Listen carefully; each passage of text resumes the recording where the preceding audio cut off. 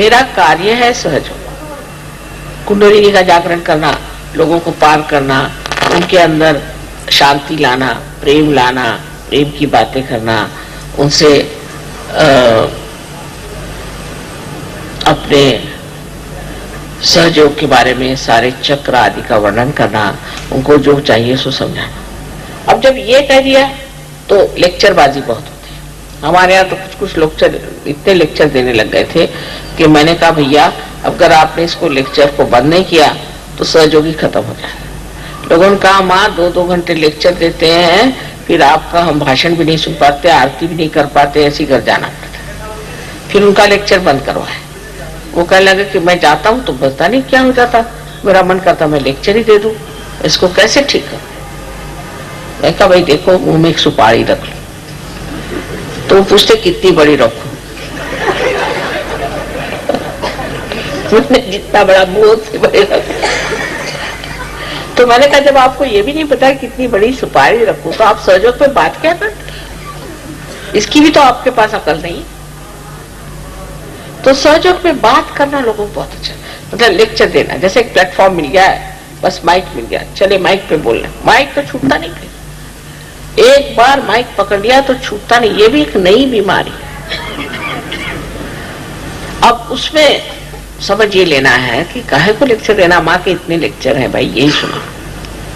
तो अब जब भी फंक्शन आप लोगों का यहाँ ये हो, उसमें आप मेरा एक चाहे तो वीडियो लगा दो, चाहे तो मेरा टेप सुना दो, उसके बाद उनको कागज पेंसिल दे दो कि मैं तुमको जो कुछ लिखना है लिखो, कोई प्रश्न हो बता दो, और उसके बाद में उनकी जागृति कर दो और उनसे कहना कि नेक्स्ट टाइम आपको जो कुछ प्रॉब्लम है लिखे लाइए। तो शुरू उनका जो प्रॉब्लम है, किसी की बीमारी है, किसी को तकलीफ है, कुछ है। अब ऐसे भी लोग हैं कि जो एक आदमी है, अब वो कलकत्ते भी आएगा किसी को ठीक करने, वो जाएगा, उसको जाना हो तो अब लोग बुला रहे हैं कि तुम वहां चलो ठीक करने के लिए रशिया में। एक ही आदमी हनुमान जी जैसे दौड़ता रहे, इधर से उधर, उधर से उधर, बस। सब लोग आप ठीक कर सकते हैं, सब लोग आप लोगों को ठीक कर सकते हैं, सब औरतें ठीक कर सकती हैं, आदमी ठीक कर सकते हैं, पर कोई हाथ ही नहीं डालता। लेक्चर देने से यह है कि सब लोग देखें कितने लोगों को बीमारी ठीक करते।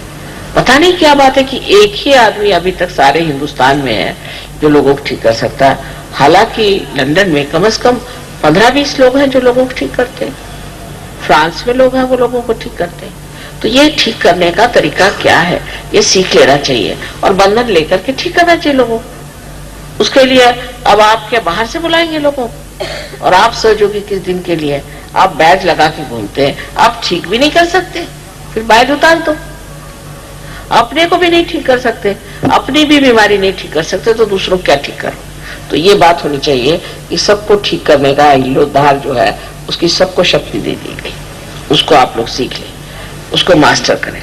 और अब बजाय इसके कि कलकत्ते कोई आए, कलकत्ते से लोग जाए दूसरों को ठीक करने, इसमें हिम्मत की जरा सी बात है, कुछ नहीं होने वाला तुमको। तुम न तो कोई बीमार हो सकते हो, न कुछ हो सकता है। जो लोग जितना सहयोग में कार्य करेंगे उतने गहरे उतरेंगे, क्योंकि जैसा पेड़ है वो जितना फैलेगा उतना ही गहरा उतरेगा। सहयोग में और इनका अवतरणों में एक बड़ा भारी फर्क है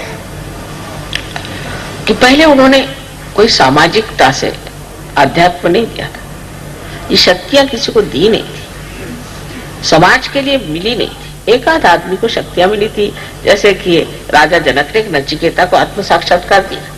लेकिन अब तो आप सबके पास ये शक्तियां प्राप्त है, बस इसको ऐसा बढ़ाइए कि आपको कोई भी चीज की जरूरत ही ना रह जाए। आप अपनी तबीयत ठीक कर लीजिए, दूसरों की तबीयत ठीक कर लीजिए, आप सहयोग समझ लीजिए, सब कुछ आपके पास है। लेकिन अभी भी आपका चित्त पता नहीं कहाँ घूम रहा है, आप लोग पता नहीं किस चीज के पीछे में भाग रहे हैं कि अभी आपने इस चीज को पकड़ा ही नहीं। सहयोग में सबके लिए सिर्फ वरदान के सिवा कुछ है, आपको कोई चीज की भी कमी नहीं रह जाएगी। पर आप सहयोग के लिए कुछ करें तब तो ना, और नहीं करते तो भी वरदान मिलता है।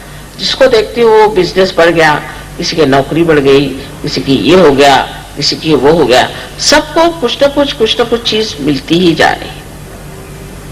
कोई भी उनको त्याग नहीं करना पड़ा। नहीं तो हम आपसे बताएं कि जब ये फ्रीडम का हुआ था कि देश को फ्री करना है, तो हम ही को लोगों ने कितना सताया था, बर्फ पे लिटाया, इलेक्ट्रिक के शॉक दिए, हमारे पिताजी जेल में गए कितनी बार, माँ जेल में गई, हम लोगों के घर बिक गए, हम लोग झोपड़ियों में रहने लग गए, मोटरें बिक गई, कितना सैक्रिफाइस किया। अरे वैसा तो कुछ करना ही नहीं है आपको, पर सब लेना ही लेना नहीं होना चाहिए, देना भी होना चाहिए। अगर एक दरवाजा खुला है तो दूसरा दरवाजा भी खोलना चाहिए। एक ही दरवाजा खोलने से नहीं होता। सब बताएंगे माँ मेरा ये भला हो गया, मेरा वो भला हो गया, तुमने किसका भला किया? इस चीज पर ध्यान देना चाहिए कि हमने कौन सा भला काम किया। पर नेतागिरी के लिए बहुत झगड़े कि कौन नेता हो, ये बड़े झगड़े। सब बना बनाया स्टेज है, आप नेता पे आपको जान लेना चाहिए कि ये सब माँ का खेल है। किस दिन आप नीचे गिर जाएंगे वहां से आपको पता होना चाहिए। खासकर औरतों को तो बिल्कुल ऐसे चक्कर में आना ही नहीं चाहिए, उनको फौरन ऊपर से नीचे गिरना पड़ेगा। और आदमियों को भी समझ लेना चाहिए कि इसमें नेता वेता कोई है नहीं, ये सब माँ ने बनाया हुआ खेल है। और इस चक्कर में आना ही नहीं। मैंने कह दिया अच्छा चलो लीडर्स आ गया, काय के लीडर्स और काय करके सब एक खेल बनाया माँ ने, इसमें लीडर्स वीडर्स कोई नहीं है। सिर्फ यह है कि देखा जा रहा है कि आप कितना तौल सकते हो। अगर आपके अहंकार चढ़ गया तो गए आप,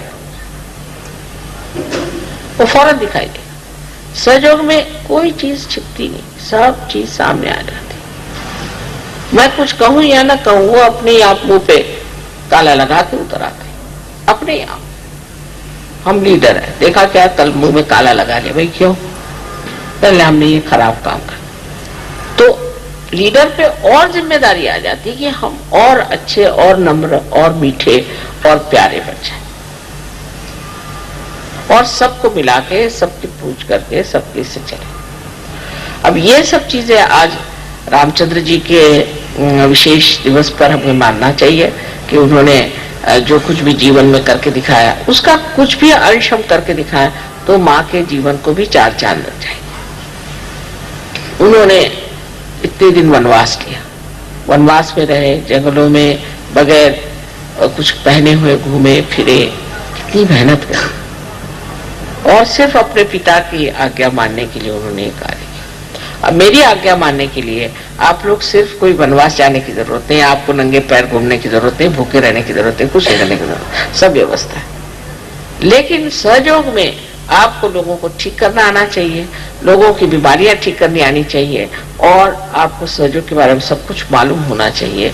और सबसे बड़ी जाननी चाहिए चीज कि सहयोग ये प्रेम है, ये प्रेम की शक्ति जो कार्य कराती और कोई नहीं, और उसी से सब लोगों का भला हो सकता है। ये कोई एक आदमी के लिए नहीं है, एक विशेष लोगों के लिए नहीं है, ये कोई एक देश के लिए नहीं है, ये है सारे विश्व के लिए। तो एक ये भी देखना चाहिए कि हमारा चित्त कैसा है, कहाँ जाता है। बार बार करके हमारा चित्त जाता है, उसको चित्त को निरोध करना चाहिए, रोकना चाहिए। उसमें आत्मा की शक्ति पूरी तरह से भरनी चाहिए और मनुष्य को एकाग्र होकर के हर कार्य को करना चाहिए।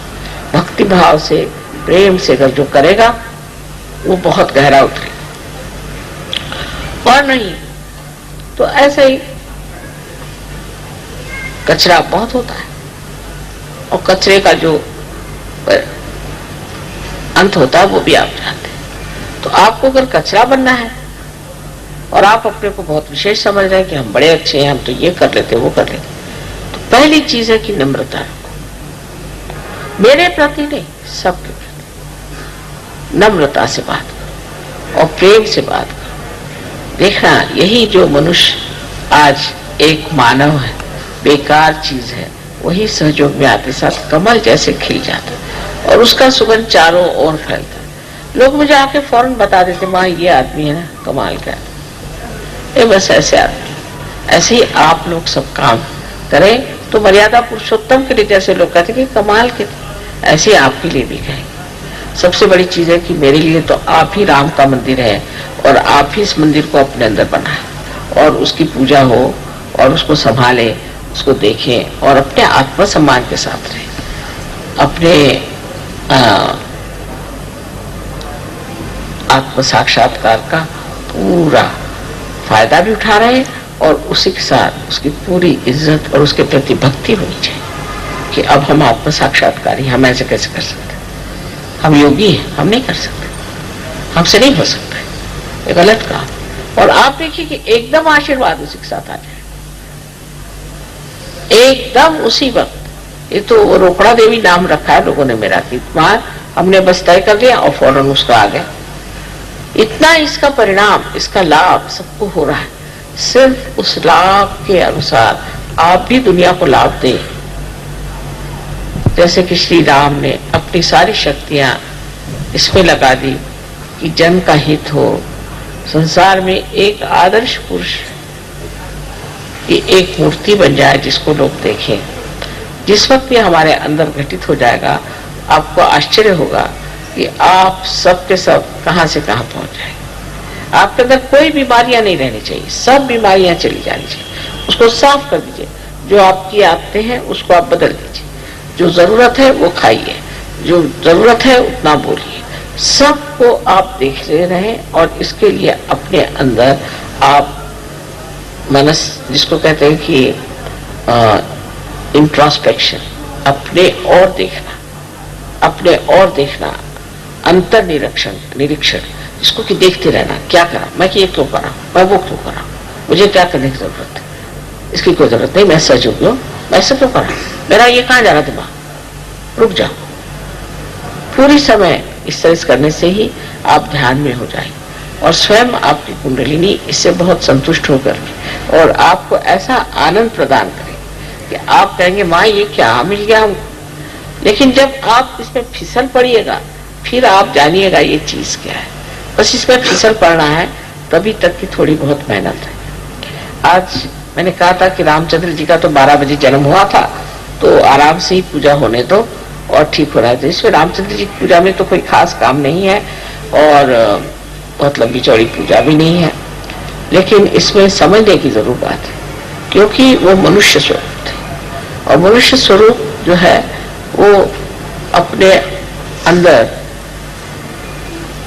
जो मनुष्यता है जिससे हम चीज को समझते हैं, इससे हमारे बुद्धि में, हमारे जिज्ञासा में और हमारे विचारों में परिवर्तन आ जाए, वो चीज श्री राम है। उन्हीं के माध्यम से हमारे विचार बदल सकते हैं, उन्हीं के माध्यम से हमारा स्वभाव बदल सकता है, क्योंकि हमारे लिए एक वो आदर्श है। उनके आदर्श तक पहुंचने के बाद ही दूसरे आप आदर्शों तक पहुंच सकते हैं, क्योंकि वो मनुष्य का आदर्श है।